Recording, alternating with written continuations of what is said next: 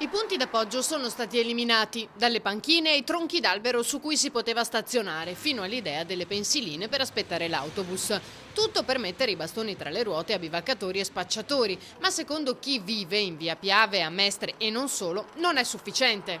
Non basta togliere le panchine, non basta attuare politiche di contenimento, perché poi c'è sempre chi sconfina.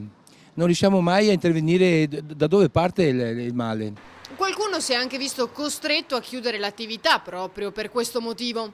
Che si è stancato di una situazione pesante, perché l'edicola è in una posizione particolare, essendo nel giardinetto di via Piave, il quale giardinetto è frequentato da notissime persone, sono sempre gli stessi, che prima stazionavano in piazzale Bansizza, e in seguito alla rimozione delle panchine si sono spostati da questa parte, ma sono rimasti.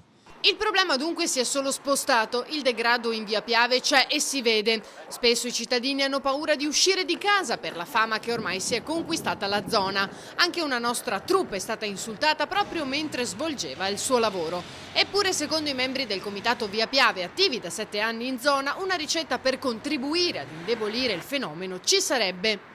Uscire di più per partecipare in maniera diretta alla vita sociale. Uscire di più di casa a volte potrebbe anche essere qualche cosa che bisogna dargli anche un senso.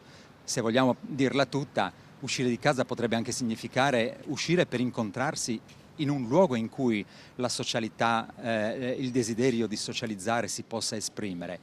Ma dove in questo quartiere di Via Piave esiste un luogo in cui queste socialità varie si possano esprimere? Non ce ne sono.